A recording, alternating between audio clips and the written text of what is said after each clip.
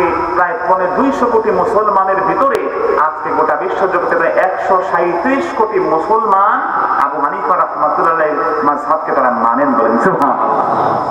অতএব নতুন করে এই সমস্ত উগ্রবাদ, এই সমস্ত বাজে কথা, যে কথার কোনো ভিত্তি নেই, যে কথাগুলো বলে মুসলমানদেরকে সততা বিভক্ত করা হচ্ছে, মুসলমানদের ভিতরে নতুন নতুন ইজম তৈরি করা হচ্ছে, এগুলো মোটেও উচিত নয়। আজকে শুরু হয়ে গেছে যারা আহলে হাদিস বলে, তাদের মধ্যে আজকে আল্লাহর রহমতে বিভিন্ন ধরনের মাযহাব তৈরি হয়ে গেছে, কথা বুঝেন নাই। তাদের মধ্যে একজন কয় ঈদ একদিন আগে করতে হবে, আরেকজন কয় কে বলেছে ঈদ আমরা সব সময় করি এই দিনই করতে হবে।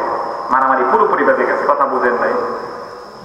একজন আরেকজনের বিরুদ্ধে ফতোয়া দেওয়া শুরু করেছে, যেহেতু তাদের মধ্যে তো ওই ধরনের গবেষণা নাই, ওই ধরনের এতেমাদ নাই, উস্তাদ ছাত্রদের মাধ্যমে যে এলেম দরকার তা তারা অর্জন করেন না, নিজেরা পড়াশোনা করে নিজেরাই ফতোয়া দেওয়া শুরু করেন, বলেন নাউযুবিল্লাহ।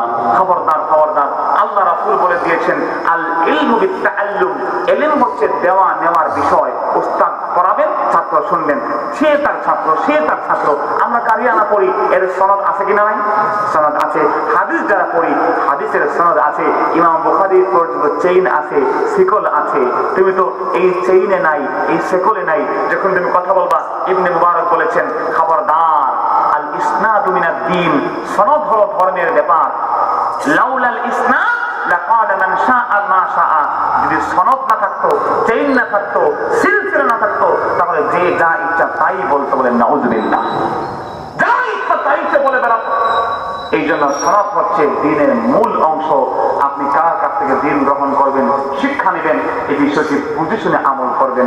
আবু হানিফা রাহমাতুল্লাহি আলাইহি হাদিসগুলো ঘেটে ঘেটে আমাদেরকে সমাধান দিয়েছেন।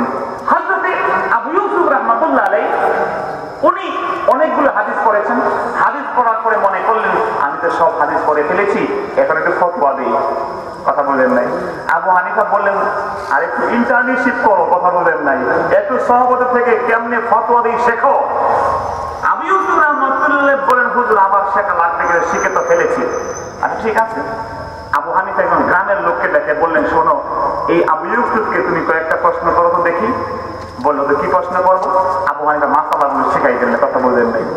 গ্রামের লোক দিয়ে আবু ইউসুফকে বলে আবু ইউসুফ বলেন তো একজন ব্যক্তি নামাজ সুন্নত দিয়া শুরু করে না ফরজ দিয়া? আবু ইউসুফ চিন্তা করলেন তাকবীরে তাহরিমায় তো সে হাত ওঠায়, তো সুন্নত দিয়ে করে। হ্যাঁ সুন্নত দিয়ে করে। ভুল করলেন। আল্লাহু আকবার।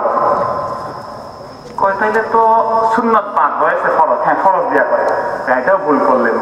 সোনারা বললেন আবু ইউসুফ কই কি রে, এটা আবার কোনটা? কইলাম সুন্নত দিয়া কই, এইটাও ভুল। বাকি রইল ফরজ, এইটাও ভুল, তাহলে মাঝখানে কোনটা? কয় বন্ধু আপনি ভুল বলেছেন। একজন ব্যক্তি নামাজ সুন্নত এবং ফরজ দুটো দিয়েই শুরু করে, বলেন সুবহানাল্লাহ। কানের পাশে হাত তোলে সুন্নতের আমল হয়, আল্লাহু আকবার বলে দুটো দিয়েই শুরু করে, বলেন সুবহানাল্লাহ। আবু ইউসুফ বলেন যদি একজন ব্যক্তি তরকারি পাকাচ্ছে, হঠাৎ করে একটা পাখি এসে তরকারিতে পড়ে মারা গেল, এই তরকারি খাওয়া জায়েজ না নাজায়েজ? আবু ইউসুফের নাজায়েজ। লোকটা কয় আখতা, ভুল করেছেন। সুবহানাল্লাহ। আবু ইউসুফের অপশন আছে আরেকটা, ঠিক কিনা বলেন? উনি বললেন ঠিক আছে, নাজায়েজ তো বললাম, তো যাও জায়েজ। হয় নাই, এটাও ভুল। আল্লাহু আকবার বলেন। আবু ইউসুফ বলেন বাবা তুমি তো বড় মারাত্মক লোক, এত হাদিস কোরআন পড়লাম, ইন্টার্নশিপ না এলে করি নাই, কথা বুঝেন নাই। এই জন্য যারা আইন আদালত পড়েন, ল পড়েন, তারাও কিন্তু উকিল সাহেবের সাথে থেকে থেকে কখন অবজেকশন বলে থাবা দিতে হয় শিখেন, ঠিক কিনা? তাহলে জজ সাহেব ওঠার আগে অবজেকশন বলে দেবে, ঠিক কিনা বলেন? মামলা হয়ে যাবে। আবু ইউসুফ বলেন শোনো, শুনেন বাবা, আমি তো জায়েজ বললাম একবার, না জায়েজ বললাম একবার, এখন কোনটা হবে? না কোনটা হবে?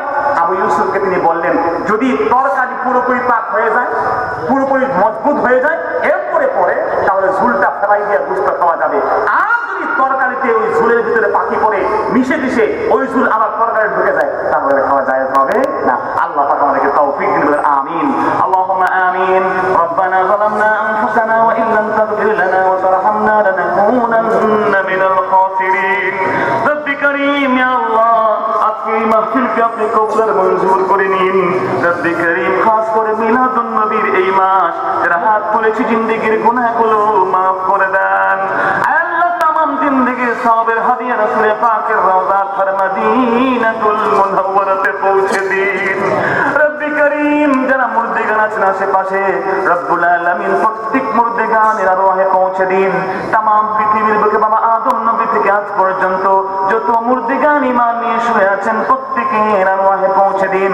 আমাদের পীর মুর্শিদের দরজাকে আপনি বুলন্দ করে দেন, অনেক অসুস্থকে সুস্থ করে দেন আল্লাহ। বিশেষ করে বার্মার মুসলমানদেরকে আপনি হেফাজত করেন মাবুদ। মিয়ানমারে রোহিঙ্গা সন্ত্রাসীদের মাধ্যমে ওই রাখাইন সন্ত্রাসীদের দ্বারা মুসলমানদের উপরে যে নির্যাতন হচ্ছে আপনি তার ইতি টেনে দেন মাবুদ। আমাদের এই সোনার বাংলার প্রতিটি ইঞ্চি জমিনকে আপনি হেফাজত করেন।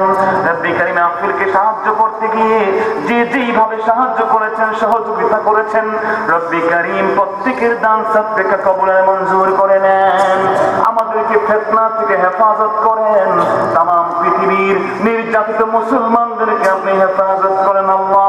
তাকাব্বাল মিন্না ইন্নাকা আনতাস সামিউল আলিম ওয়া তুব আলাইনা ইয়া মাওলানা ইন্নাকা আনতাত তাওয়াবুর রহিম। বিফadli সুবহান রাব্বিকা রাব্বিল ইজ্জাতি আম্মা ইয়াসিফুন ওয়া সালামুন আলাল মুরসালিন ওয়াল হামদুলিল্লাহি রাব্বিল আলামিন।